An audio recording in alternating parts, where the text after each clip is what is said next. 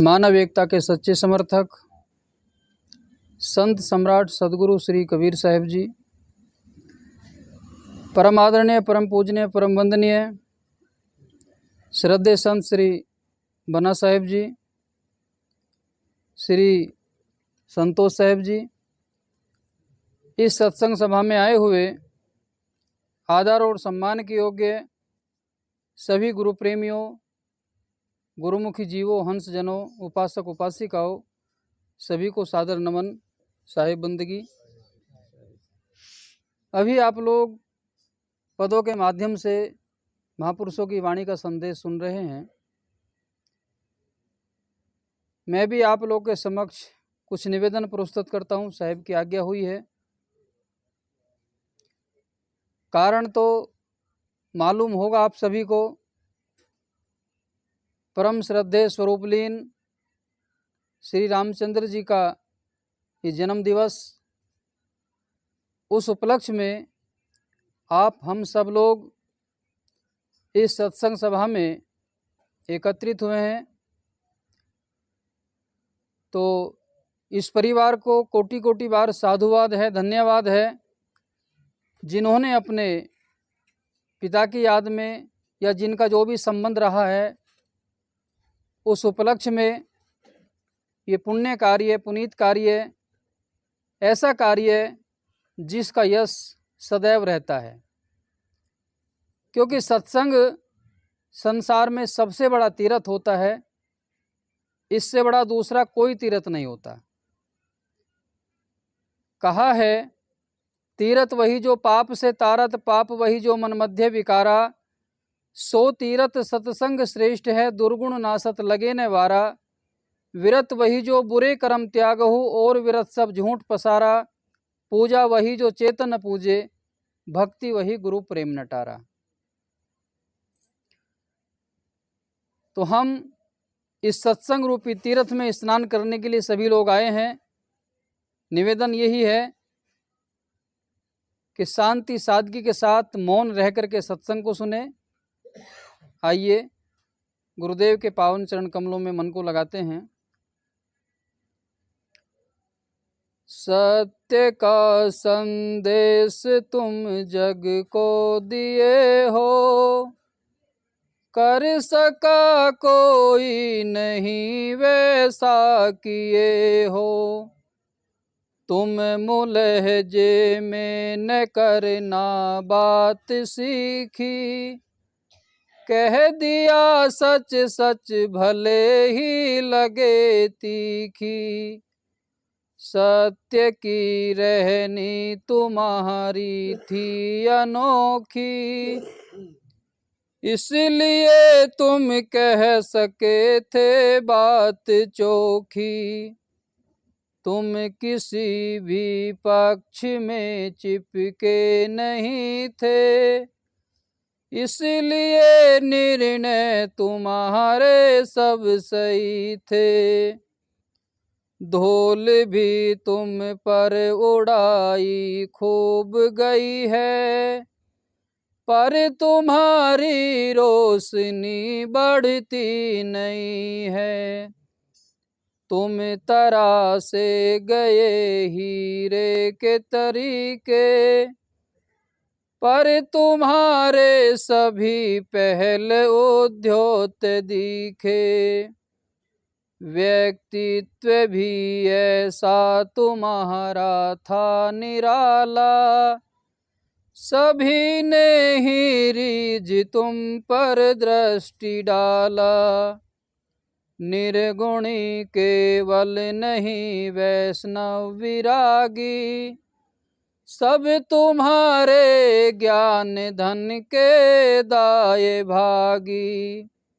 सांप्रदायिक द्वंद्व जितने ही छटेंगे, मान्यताओं के प्रबल बंधन कटेंगे।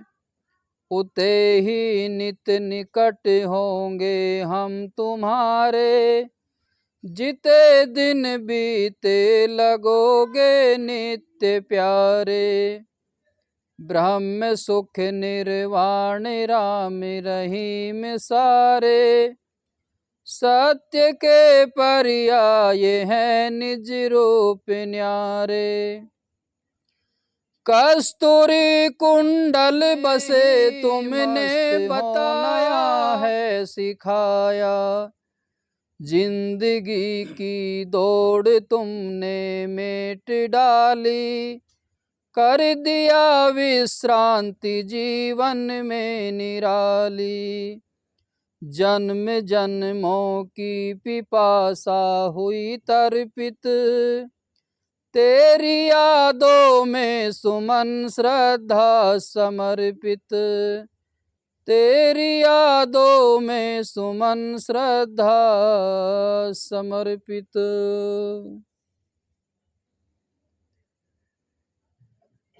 आदरणीय गुरु प्रेमियों, संत सम्राट सदगुरु कबीर साहिब, जिनकी रचना सदग्रंथ बीजक है, और मैं तो ये निवेदन करता हूँ, चाहे आप कबीरपंथी हों या आप किसी भी महापुरुष के अनुयायी हों, बीजक सदग्रंथ उस कल्याण इच्छुक को जो अपने आप को दुखों से मुक्त करना चाहता है, जीवन में एक बार बीजक सदग्रंथ अवश्य पढ़ लेना चाहिए।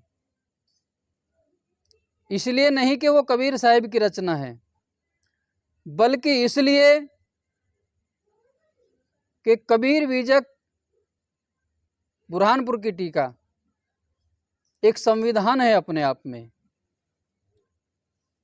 जो समस्त मानव जाति के लिए को किसी परंपरा में नहीं बांधता और कल्याण की बात बताता है। सदगुरु कबीर की विचारधारा सभी पक्षों से ऊपर है। जाति, वर्ण, धर्म, कुल, गोत्र, मत, पंथ, ग्रंथ और संप्रदाय, ये संसार के लोग सब इन्हीं चक्रों में उलझे हुए हैं। इन्हीं सब अहंकारों को लेकर के आज आदमी के माइंड में जंग लग चुका। आज इंसान को इंसानियत के तरीके से नहीं जानना चाहता, वो उसको उसकी जाति के आधार से, कुल, गोत्र, वर्ण के आधार से जानता है। ये बीमारी आज की नहीं, इस भारत में ये बीमारी सदगुरु कबीर साहब से भी हजारों वर्ष पहले की है। उस बीमारी को दूर करने के लिए सदगुरु कबीर साहब को बीजक सदग्रंथ की रचना करनी पड़ी, जिसमें 11 प्रकरण हैं, और सबसे पहला रमैनी और सबसे लास्ट वाला साखी। साखी प्रकरण लंबा है।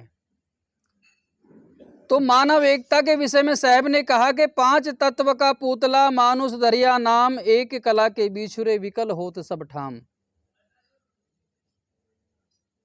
दूसरों को उसी व्यक्ति का उपदेश देना सार्थक होता है जो व्यक्ति जैसा जीवन जीता है वैसा ही दूसरों को संदेश करे, उसकी बातें ज्यादा पावरफुल होती हैं। और वो सारी कला सदगुरु कबीर साहब में थी। उन्होंने वैसा ही संदेश दिया जैसा उन्होंने जीवन जिया, और वैसा ही उन्होंने जीवन दिया जैसा संदेश। करनी कथनी रहने की एकता। आज तो कबीर साहब का नाम लेकर के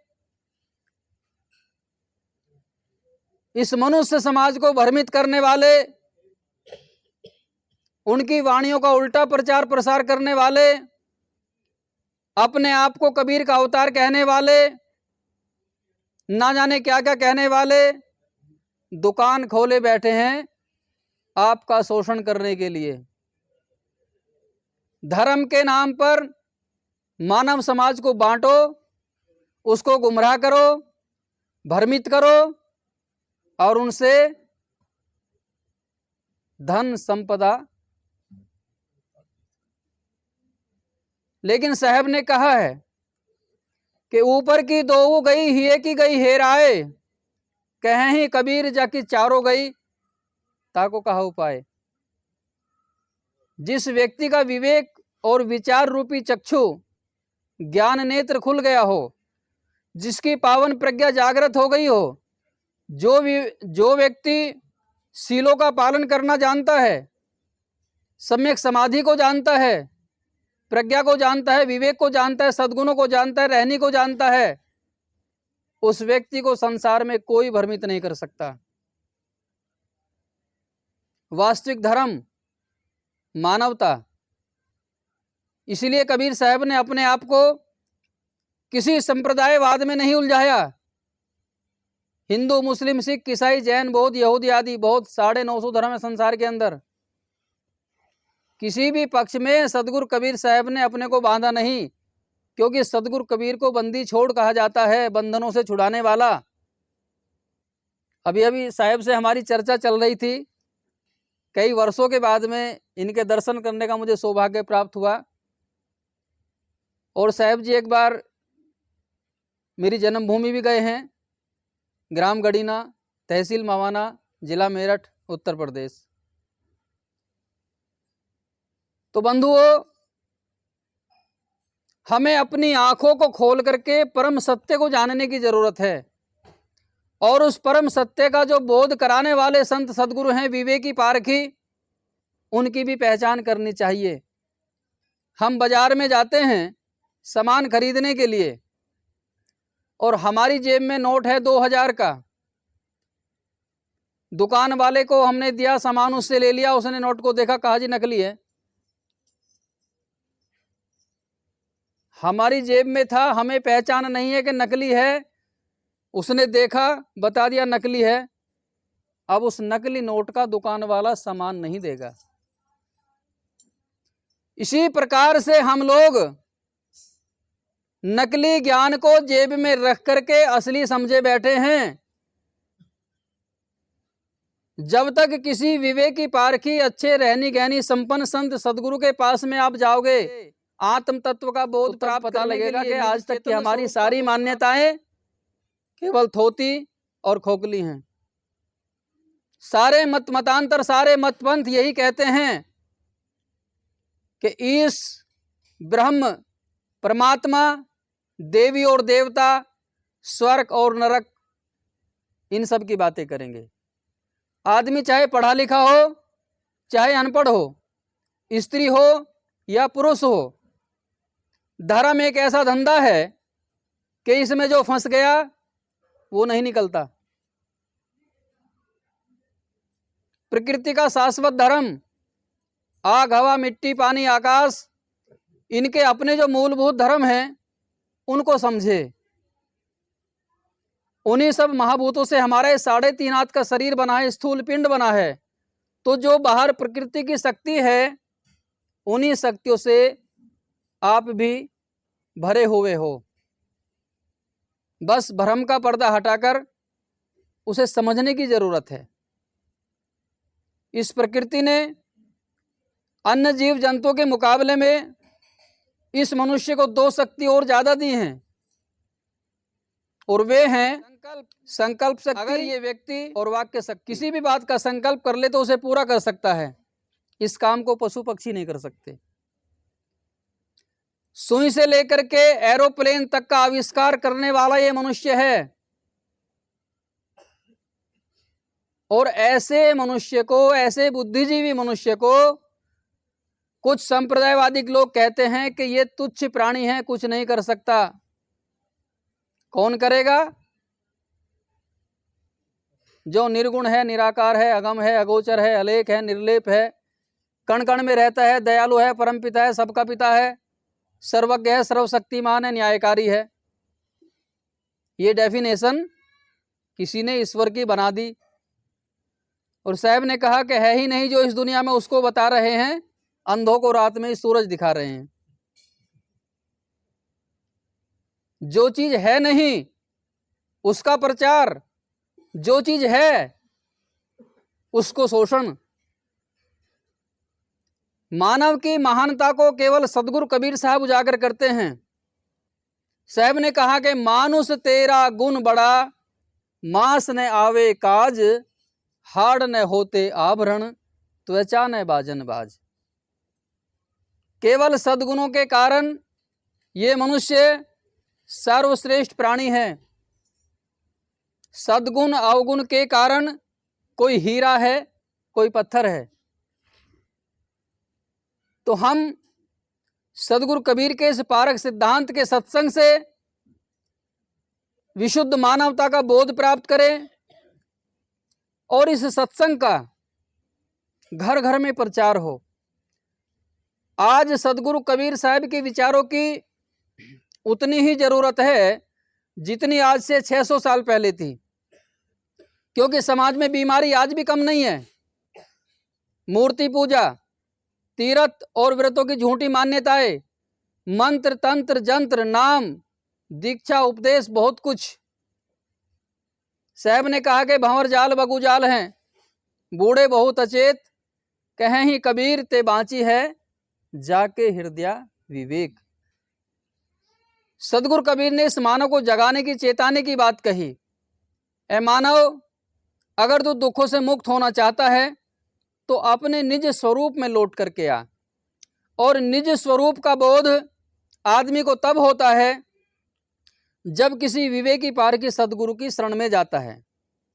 श्री रामराय साहब जी ने कहा है कि साधु साधु सभी बड़े, अपनी अपनी ठोर, शब्द विवेकी पार की, जैसा ते सम्मानित होता है, सिर का मुकुट आदरणीय होता है, ऐसे ही विवेकी पार की संत आदरणीय सम्मान्य पूज्य होते हैं।